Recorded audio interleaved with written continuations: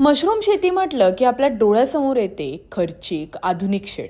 त्यासाठी लागणारा जास्तीचा खर्च हा आपला समज आहे. मात्र सातपुड्यातील दुर्गम भागात रोजगाराच्या संधी कमी असताना त्यावर मात करत नंदुरबारच्या रायसिंग वसावे या तरुणाने छोट्याशा झोपडीत सुद्धा मशरूम उत्पादन घेता येतं हे दाखवून दिलंय. तेही अवघ्या 3,000 रुपयात. मशरूम शेती सुरू केली आणि त्यातून 2 महिन्यात उत्पादन देखील सुरू झाले. 300 रुपये किलोने मशरूम विक्री होते. मशरूम शेती सुरुवात केली. गेल्या 2 महिने झाले मशरूम शेती चालू करून. आता आम्हाला सुरुवातीला असं 3,000 जास्तीत जास्त 3,000पर्यंत खर्च आला होता. आता याचं आम्ही एक पहिली खेप विकली, पण खरं तर भाजीसाठीच विकली आम्ही. आणि जास्त करून कस्टमर आमचे गावातलेच आहे. आणि जर का कधी प्रोडक्शन जास्त झालं तर मग आम्ही बाजारपेठेत सुद्धा जातो, कॅनपी लावतो.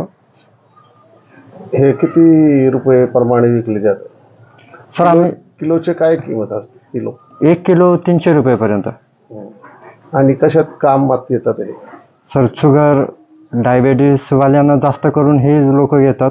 कुपोषणवर कारगर आहे मशरूम शेती खूप सोपी आणि उत्तम अशी शेती आहे. 12 महिने शेती चालते.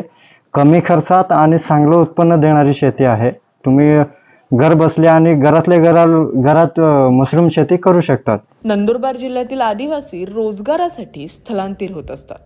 येथेच राहून 12ही महिने रोजगार उपलब्ध करून देण्यासाठी राजेंद्र वसावे यांनी या भागातील तरुणांना मशरूम प्रशिक्षण दिलं. मशरूम शेतीची एका पिशवीत भरून बेड तयार केली आणि त्यात मशरूमची लागवड केली जात असते.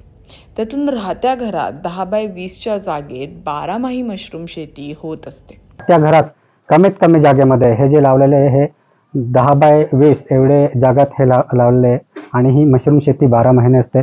आणि मशरूमची जी लागवड आहे त्याला लागणारा जो काडी कचरा असतो तो भाताच्या किंवा सोयाबीन, बाजरी, मक्का, दादर इतर कोणताही काडी कचरा चालतं. त्याला निर्जंतुकीकरणाचे प्रोसेस असतात. ऑर्गॅनिक आणि त्याच्यामध्ये केमिकल प्रोसेस हे 2 प्रकारचे असतात.